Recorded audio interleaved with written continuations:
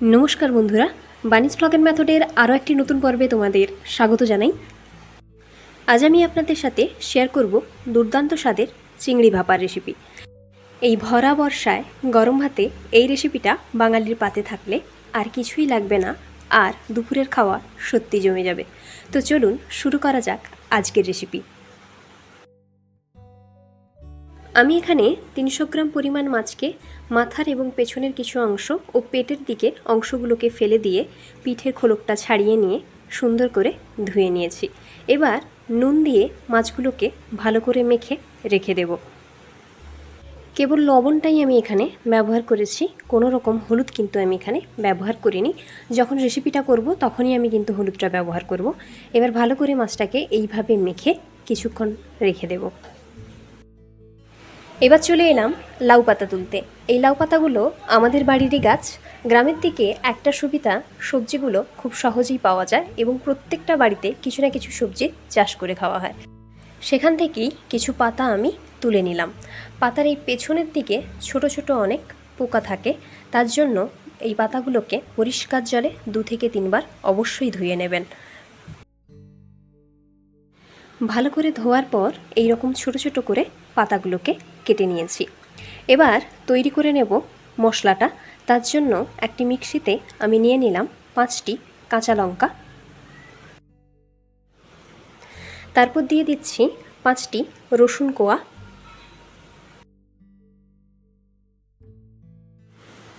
তারপর দিয়ে দেব কিছুটা পরিমাণে আদা,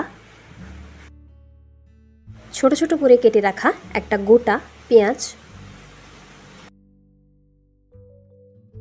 আর দিয়ে দেব 1 চামচ সরিষা ও 1 চামচ সাদা জিরে।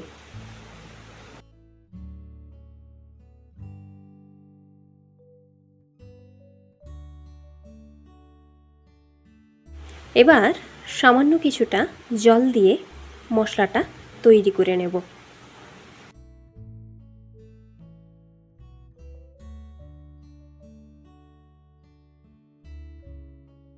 দেখুন, এইভাবে আপনারাও মশলাটা তৈরি করে নেবেন।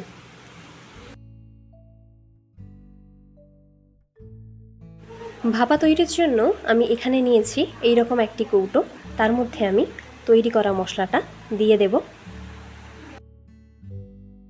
এবার ওর মধ্যে দিয়ে দেব 1 চামচ হলুদ গুঁড়ো, 1 চামচ লঙ্কা গুঁড়ো, আর দিয়ে দেব স্বাদমতো লবণ।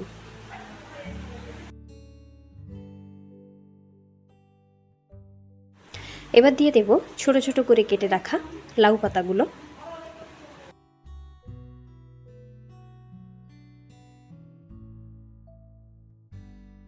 এবার এর মধ্যে দিয়ে দিচ্ছি আগে থেকে নুন মাখিয়ে রাখা মাছগুলো।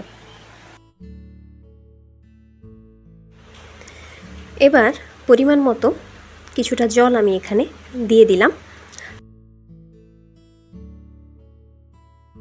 একদম শেষে এর মধ্যে দিয়ে দিচ্ছি কিছুটা পরিমাণে সরিষার তেল।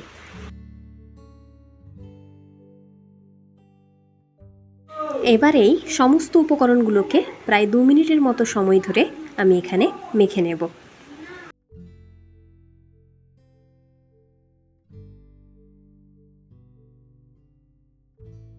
দেখুন, সব কিছুকে খুব ভালো মতো মিশিয়ে এই রকম মিশ্রণ একটা তৈরি করে নিলাম। এবার আমি এটাকে ঢাকা দিয়ে বসিয়ে দেব কড়াইতে।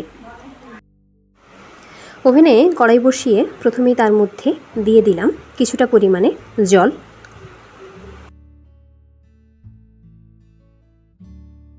এবার এর মধ্যেই কৌটোটাকে ভালোভাবে বসিয়ে দেব।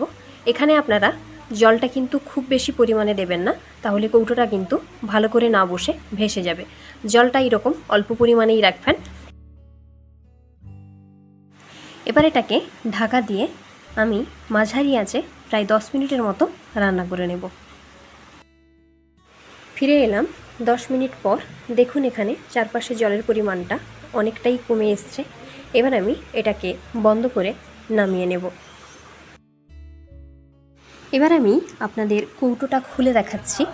দেখুন, এখানে আমার চিংড়ি ভাপাটা কতটা সুন্দরভাবে তৈরি হয়ে গেছে, আর এই ভাপার গন্ধে পুরো বাড়িটাই মম করছে। আজকের রেসিপিটা আপনাদের কেমন লাগলো অবশ্যই জানাবেন, আর রেসিপিটা অবশ্যই বাড়িতে ট্রাই করবেন। আমার রেসিপিগুলো যদি আপনাদের ভালো লেগে থাকে তাহলে লাইক, কমেন্ট, শেয়ারের পাশাপাশি আমার চ্যানেলটি সাবস্ক্রাইব করে রাখবেন। আজকের মতো বিদায় নিচ্ছি, ফিরে আসবো আবারও এক নতুন রেসিপি নিয়ে। ভালো থাকবেন, সুস্থ থাকবেন সবাই। ধন্যবাদ।